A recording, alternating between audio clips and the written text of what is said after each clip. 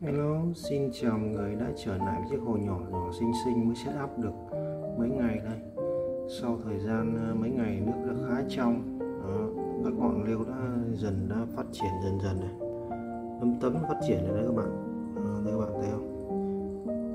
Các bạn tham qua sơ một lần nha. Ok, các ngọn lau má hương này đã ngóc đầu và chuẩn bị sức mạnh vươn lên này các bạn. Lòng má gừng này, thấy không? Hôm trước lúc setup nó còn gồ xuống, bây giờ nó đã mọc lên cao dâng rồi đó, thấy không bạn? Mới chỗ tép ngọn màu đang dũng sĩ diệt rêu đấy các bạn. Thấy không bạn?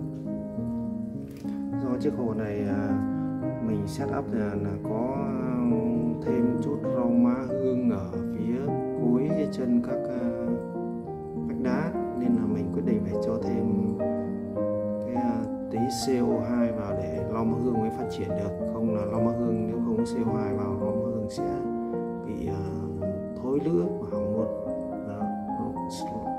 Lau má hương rất cần CO2, nhưng mà không có lau má hương này thì không cần CO2 bổ sung cũng được, rêu mephit vẫn phát triển các bạn. Tuy là dùng trồng thêm ít rau má hương vào đây, nhưng mà cái đèn thì mình vẫn không đổi, dùng để setup giống y chang như hồ rêu mephit thôi. Bình thường để lượng đèn y chang như hồ rêu mephit để các bạn xem một vòng nha, y chang thôi. Bắt đầu các ngọn rêu phát triển lên này.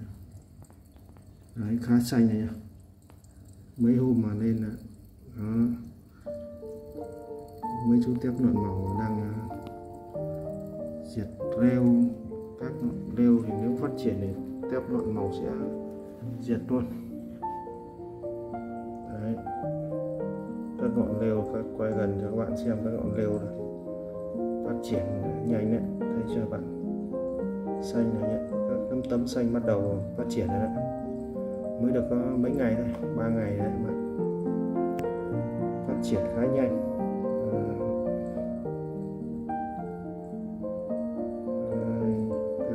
Tiếp lợn màu nhỏ xíu này, ăn rêu. Đấy, hồ này mình mới thả có ít tép nọn màu và có mấy chú cá ô tô, còn chưa thả bất kỳ con cá nào trong này cả. Thì mới thả tép này thì và cá này thì mình cũng không cần cho chúng ăn đâu. Chúng nếu mà hồ mà có rêu phát sinh trong hồ mà có thì mấy chú tép là chú cá này sẽ là người dọn sạch luôn, không cần phải cho chúng ăn nhé. Chúng ăn chủ yếu là rêu ở các đám cây này. Mình đem về trồng là có khả năng cũng có rêu ở trong này thì nó tự ăn trong này luôn. Đây các bạn, chúng đang diệt. Đấy, đang ăn rêu lắm này. Đấy, các ngọn rêu mấy ngày mà mới trồng được mấy ngày mà nấm tấm rêu xanh lên này. Đấy các bạn,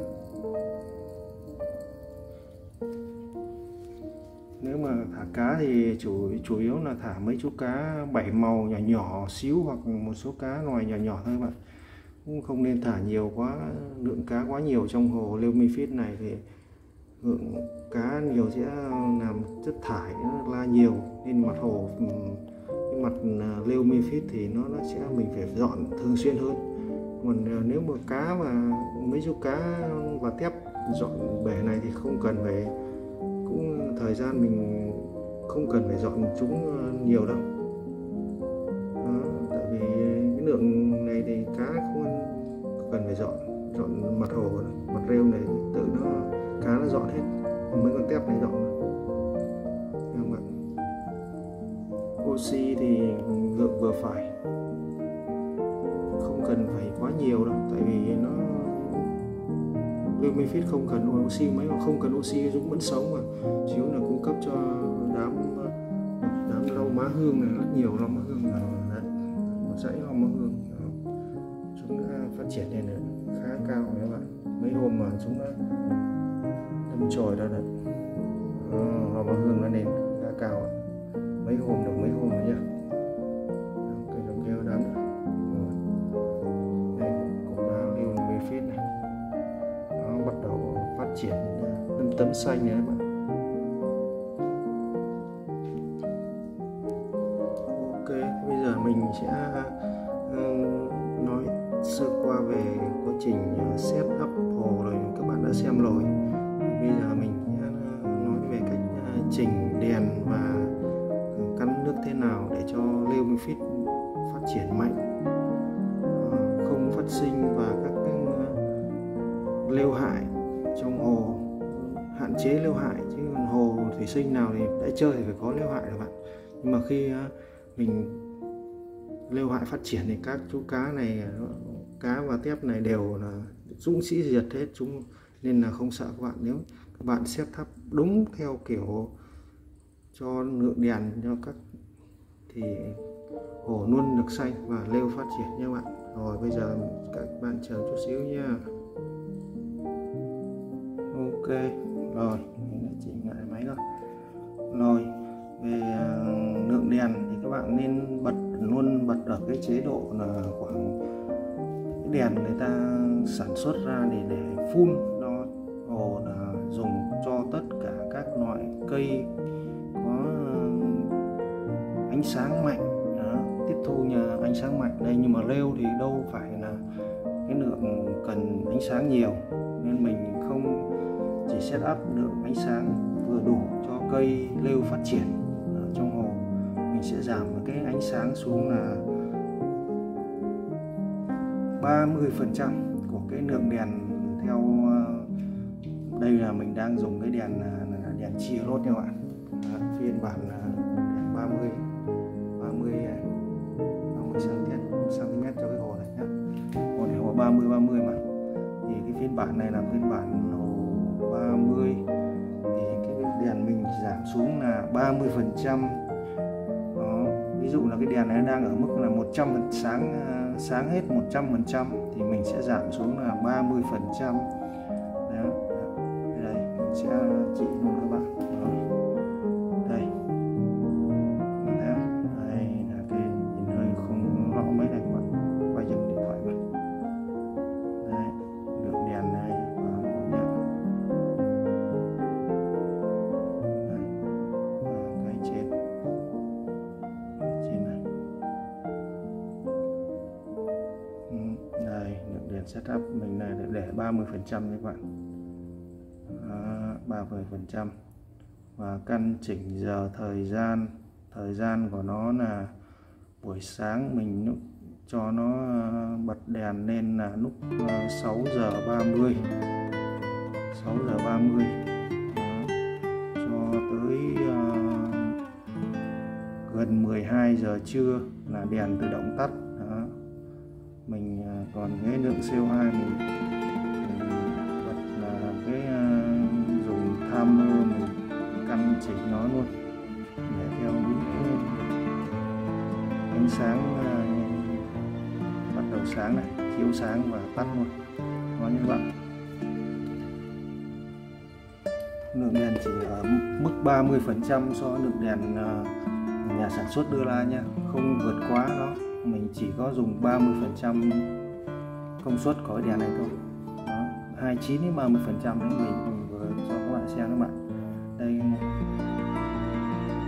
ngoài thị trường có rất nhiều cái loại dây đèn này, dây đèn này tăng giảm này, nhưng mà mình không dùng đâu. Cái chị đèn chia đốt này nó dùng phần mềm rồi, nhưng một số đèn của các bạn không có, các bạn mua này thì cũng không đảm bảo được về được cái mức độ là nó có 3 nấc nhưng không về được mức 30% đâu. Nên là các bạn có thể mua thêm cục dimmer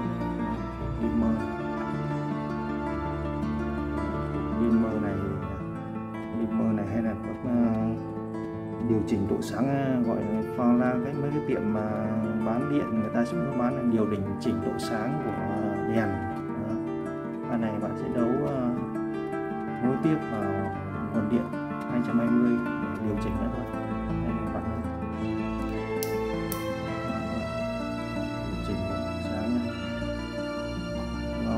còn tới nước. Đó, lúc đầu thì mình vô nước phải vào bình thường, nước cho nước vào thì lọc cho chúng trong sạch nhá. Hồ trong này đẹp long lanh lấp lánh này các bạn. Đó, không có bụi bẩn mấy nha bạn. Đó,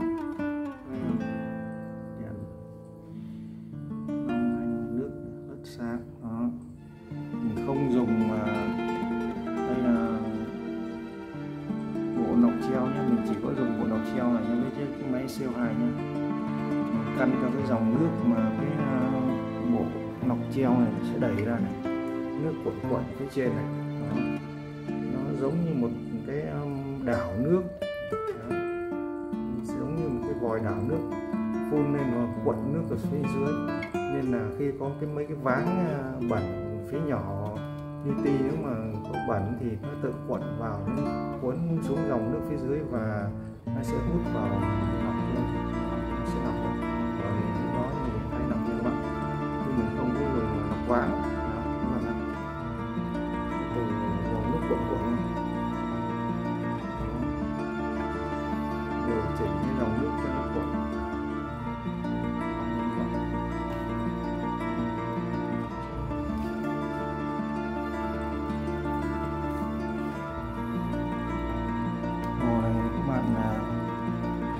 Đây là mình tự set up thôi mà, này để trên bàn làm việc hoặc để chỗ nào mình thích thì lâu lâu ngắm tí vậy nó vui cái mắt các bạn.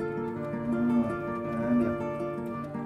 Mình mỗi người có một cách set up khác nhau, mình không phải là chuyên gia về hồ set up, nhưng mà thôi set up như thế này là đủ để ngắm, hoặc mình ngắm mỗi người có một kiểu set up mà.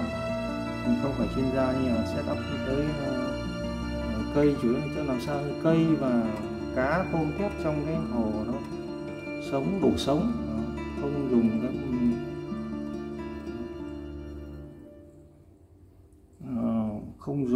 mình không dùng bất kỳ một chút nào về hóa chất hay là khử rêu gì cả đâu các bạn.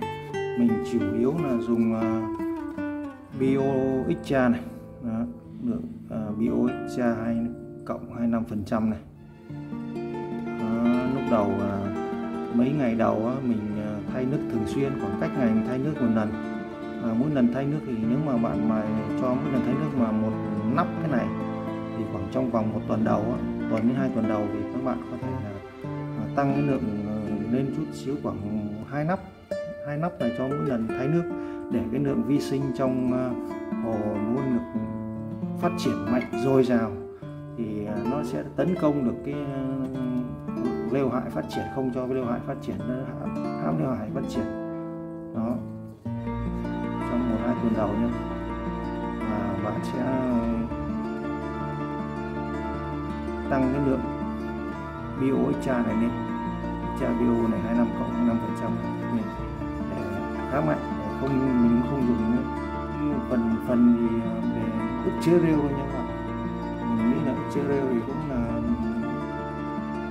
để không cho rêu phát triển thôi. Mình không dùng, chỉ dùng có Extra Bio này thôi. Hoàn toàn dùng một cái chai đó nha các bạn. Mình sẽ mỗi lần lấy nước mình đổ một nắp hơn đấy.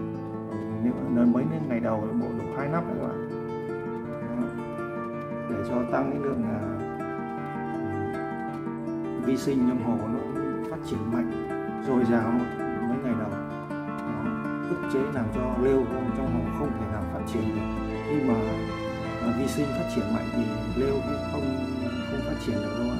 Lêu nó sẽ cái vi sinh nó phát triển mạnh, nhưng đánh khỏe, không cho lêu phát triển. Lêu hại phát triển, lêu hại là vấn đề là nhức nhối của anh em chơi hồ thủy sinh các bạn. Nếu mà ta kiểm soát được vấn đề lêu hại thì hồ chúng ta luôn được đẹp, cây luôn được xanh. Mới có mấy ngày mà các ngọn rêu Millipede này đã nấm tấm xanh lên rồi nha các bạn. Đất nền này, đất nền là đất nền xanh, đất nền ghét xanh. Không có đất nền khác thì sử dụng chủ yếu là dùng đất nền xanh, đất nền ghét xanh. Chi phí xíu, nhưng mà nó đảm bảo được cái lượng dưỡng cho cây thì nó phát triển. Còn loại mấy loại đất nền kia thì mình cũng không chưa ngon đấy, chắc là cũng chơi thì ai biết căn chỉnh thì cũng được, nhưng mà mình là người mới chơi, cứ chơi cái loại mà các chuyên gia thường dùng thì chơi được.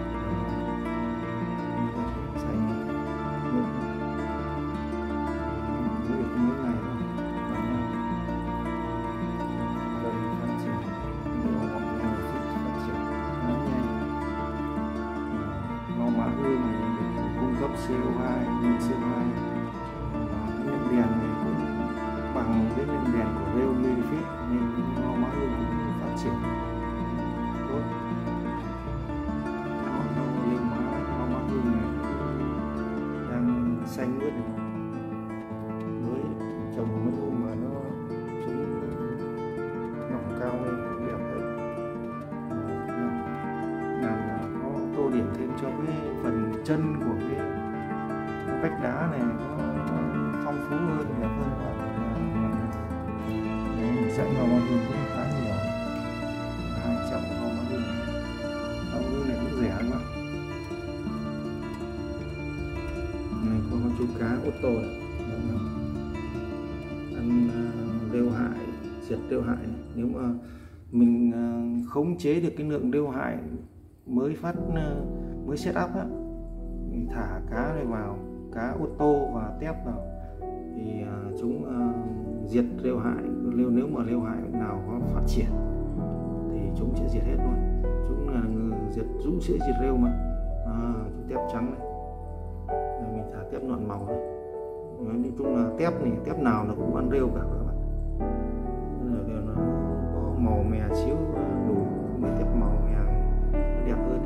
Đây là toàn tép, mua tép nhọn màu. Thì tép màu thì nó bán các cửa hàng thủy sinh bán rất rẻ, đâu có 1.000-2.000 con này. Đó, mua một đám về thả nó đầy trong hồ, nó núp vào phía sau vách đá đầy đó. Chúng núp vào trong cái góc phát triển mạnh nha các bạn. Rêu này khá tốt. Rêu thì mua thì các cửa hàng thủy sinh nó cũng bán đầy mà các bạn. Chơi thời gian mà nếu mà mình muốn thay đổi cái đá hay là phong cách nào cái núi đá thì mình có thể là set up lại. Rêu mình có thể là mua mà tự set up mà, chứ không phải cần phải đi đến các chuyên gia, nhờ các chuyên gia mua hồ mới về dùng. Đó, các bạn mua hồ mới về dùng thì nếu mà không set up được thì phải bỏ đi thôi. Nên là mình mua hồ về set up luôn, dùng hồ set up luôn các đồ trang trí. Mình thích loại nào thì mình mua loại đó về trang trí và set up. Con lồng treo. Đợt này mình sẽ cho vào CO2 này, do mình có cái chút lau mã hương nên cần phải có lượng CO2. Nếu mà lau mã hương mà không có CO2 thì lau mã hương sẽ dần dần và bị hỏng hết. Còn Real Medifit này không cần lau CO2 đâu các bạn nhé. Real Medifit là cái lượng chủ yếu là nước nó sạch và mình vệ sinh cái thảm nền và cái trên phía mặt bề mặt nó được sạch thì nó phát triển thôi. Đó.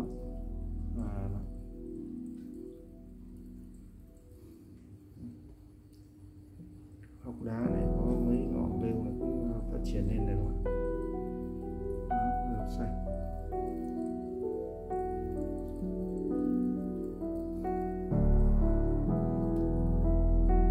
Cảm ơn các bạn nhé. Mình xin phép dừng video ở đây. Nếu các bạn thấy video hay và cách sẽ bắt hồ, nói chung là mình không phải chuyên gia về setup hồ, mình chỉ là cái người chơi về thích về làm hồ thủy sinh để trên góc nhà, cái chỗ nào trên bàn làm việc này vui ngắm vậy thôi. Còn mình không phải là chuyên gia các bạn. Nếu các bạn thấy kênh hay và ủng hộ, đăng ký kênh cho và chia sẻ kênh dùm nha các bạn.